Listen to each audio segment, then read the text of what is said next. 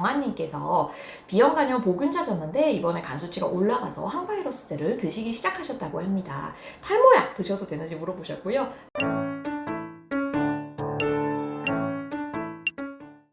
여러분 안녕하세요. 랜선 진료실 시간이 돌아왔습니다. 이번 회기 때는 되게 좋은 질문들이 많아서 꼭 좀 소개를 시켜드리고 싶은 질문 내용이 굉장히 많았어요. 그래서 그 중에 어떤 내용을 골라야 되나 굉장히 고민을 좀 많이 했습니다. 자, 이제 첫 번째 내용부터 보여드릴게요. 제가 이제 올렸던 내용 중에 술 먹는 여자분들, 특히 담배 피면 안 된다고 한번 올린 적이 있어요. 그래서 S님께서 술 먹고 담배 피는 게 안 좋은 건 알겠는데 왜 여자한테만 더 악영향을 미치는지를 물어보셨어요. 이거 신기하죠?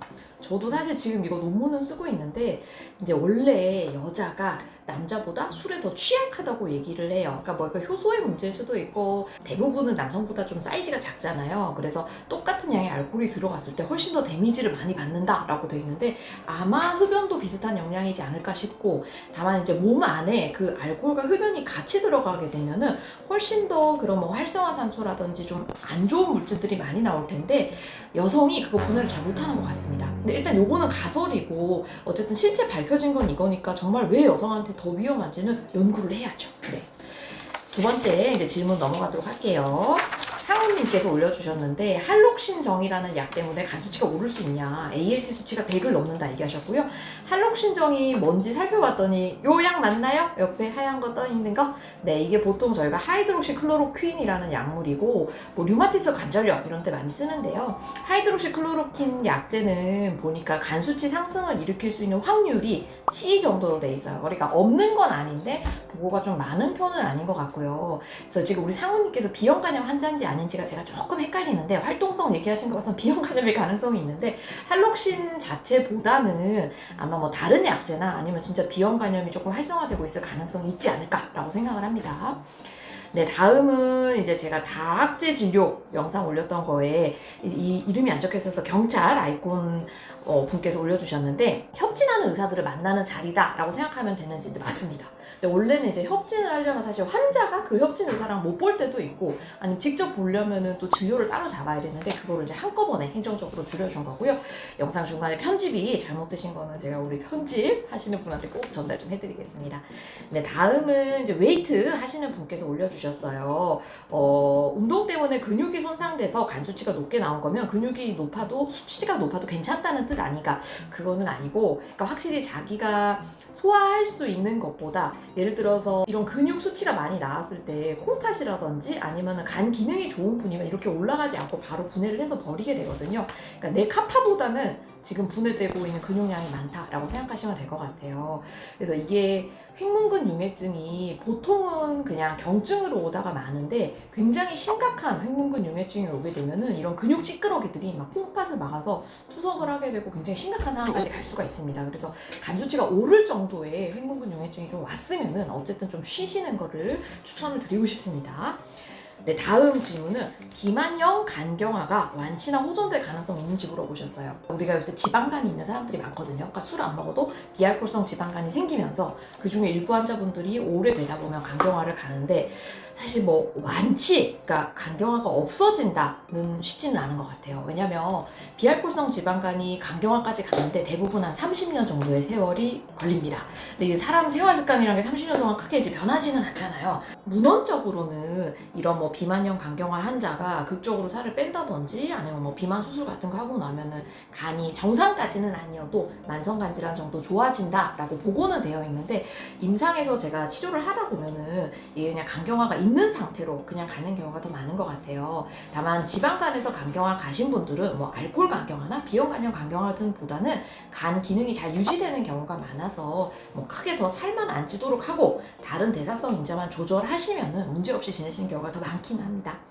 네, 다음은 의료 종사자님들이 술을 장난 아니게 드신다라고 올려주셨고 네, 맞아요. 이거 부인하지 못하겠습니다. 여러분 한국인들 술 얼마나 먹는지 궁금하시죠? 제가 이거 분석하고 있는데 한국인들 알코올 음주 현황에 대해서는 한 달 정도 있다가 제가 소개시켜드리도록 할게요. 분석 중이라서. 네, 다음은 이제 67세 남자 환자분이시고 B형 간염 보균자로 원래 6개월에 한 번씩 검진을 받고 있었는데 올해는 B형 간염이 없다고 나왔대요. 축하드립니다. 아마 표면 항원이 없어진 것 같아요. 있어요. 이거 괜찮아진 거냐?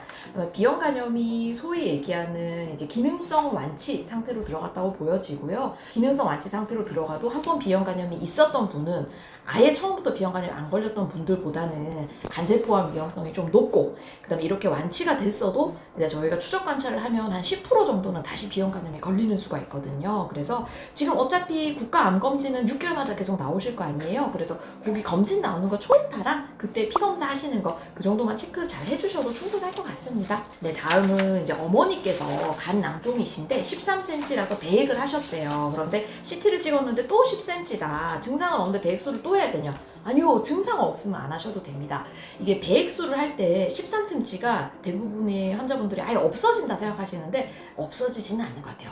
13cm 아무리 이렇게 뭐 저희가 배액수를 해도 한 6, 7cm 내지는 지금처럼 10cm 정도까지 남아있을 때도 많고, 다만 이런 배액수를 하는 이유는 삶의 질, 그러니까 증상을 없애는 게 첫 번째 목적이거든요. 그래서 아무 증상 없으면 10cm라도 그냥 지켜보시는 거를 대부분 추천을 드릴 겁니다. 네, 다음은 아마 다른 병원 다니고 계신 환자분이신 것 같은데, 간 기능은 정상적인데 간경화라고 진단을 했고 자꾸 이런저런 약만 처방을 해주고 공단에서도 주기적으로 무료 검사를 해주는데 왜 자꾸 딴 검사를 권하냐 얘기를 하셨어요. 이게 이제 저희가 간 수치, 피 검사가 정상인 거는 되게 좋은 소식인데요. 간경화 환자분들의 꽤 많은 부분의 환자분들이 간 수치가 정상입니다. 그래서 간 수치가 정상이라 그래서 간 기능이 괜찮다라고 생각하시면 안 돼요. 그래서 이제 정기적인 검사를 해야 되는데, 아마 우리 간암 검진 대상자로 되면 초음파가 이제 나오잖아요. 그런데 이 검진 초음파는 진료 보시는 의사 선생님이 해줄 수도 있고 못 해줄 수도 있습니다.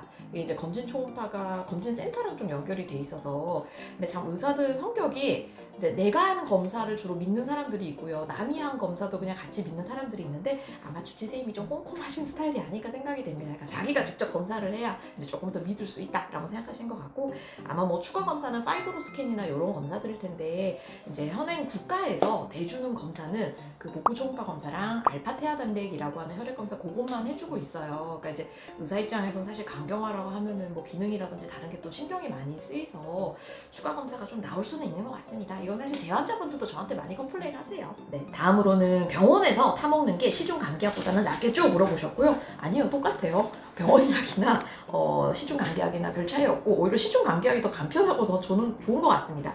아무데나 드시면 되고요. 네, 다음 AST, ALT가 정상이면 최소 지방간염은 아닌 건가요? 간섬유화 검사로 단순 지방간인지 지방간염인지 구분이 갈까요? 아니, 이렇게 좋은 질문을 누가 가르쳐 주셨죠?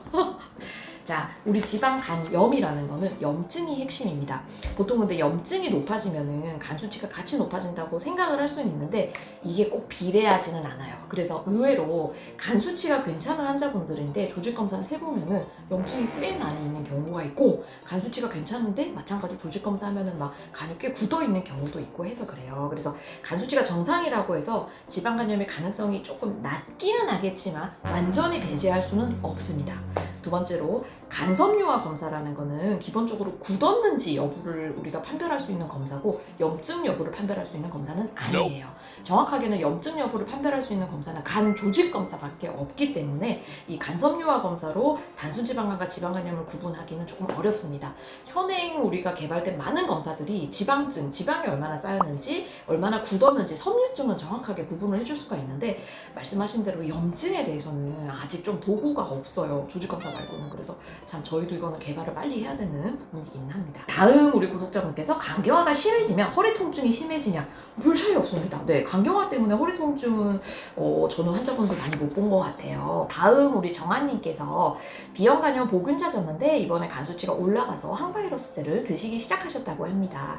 탈모약 드셔도 되는지 물어보셨고요. 네, 드셔도 됩니다. 요 탈모약 관련은 질문이 많으셔서 제가 따로 영상 올렸던 거 있으니까 그거 한번 참고 좀 부탁드릴게요. 네, 다음 질문은 이거 예전에 올렸던 영상인데, 이제 보통 신검 받을 때 어머니들이 우리 애가 간이 좀 안 좋으면 군대 안 갈 수 있는지 항상 이렇게 조심스럽게 물어보시거든요.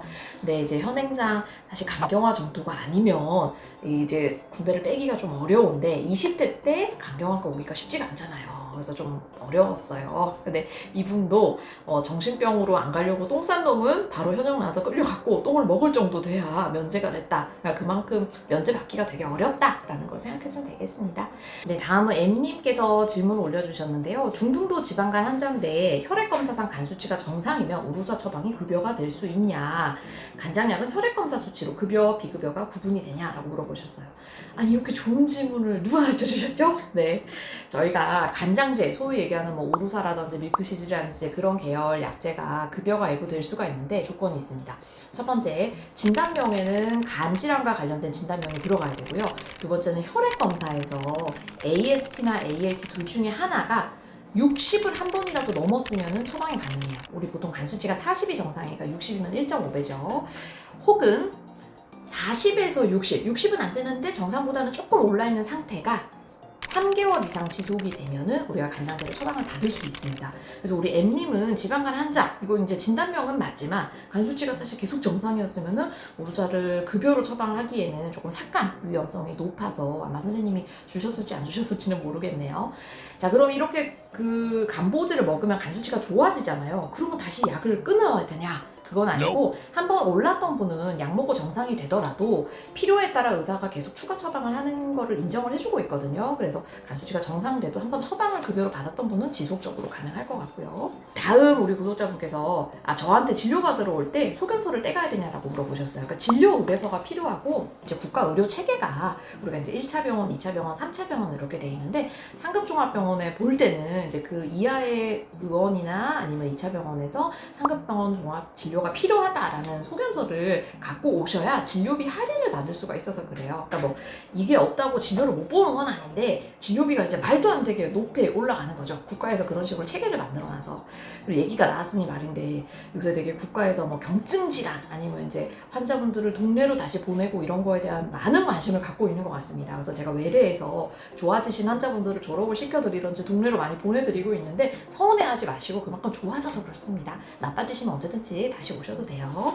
우리 구독자분께서는 C형간염 완치되셨대요. 너무 축하드립니다. 간 수치가 좀 높아서 걱정이 많으셨다고 하시고요. 네, C형간염이 재발이나 재감염이 될 수 있는지 물어보셨어요. C형간염은 우리가 혈액 전파 혹은 뭐 성관계 전파 이런 거거든요. 그러니까 위험 인자가 명확한 거예요. 예를 들면 C형간염 같은 경우에 뭐 문신을 다시 한다든지 뭐 내지는 자꾸 불필요한 불법 시술 같은 데서 닌게를 맞으신다든지 뭐 이런 식으로 되면 다시 재감염이 될 수가 있겠지만 그런 위험 인자랑 좀 떨어진 생활을 하시면 재감염되는 경우는 크게 많지는 않은 것 같습니다. 네, 오늘 마지막 구독자분께서 감기 걸리면 콜데원을 먹습니다. 간경 환자인데 괜찮냐 물어보셨어요. 궁금해서 제가 콜데원에 성분이 뭐가 있는지 찾아봤습니다. 드시는 콜데원이 이게 맞나요? 네, 콜데원 보니까 성분이 아세트아미노펜, 이게 그 타이레놀 성분 300ml 정도 들어가 있고 펜톡시베린, 시트리산염, 이게 이제 기침 억제제라고 얘기를 하고요. 그 다음에 메틸에페드린 염산염, 메틸에페드린 염산염이 우리 보통 이제 기침 요것도 좀 억제를 해주고 그다음에 기관지 확장 이런 역할을 한다 생각해 주시면 될 것 같아요.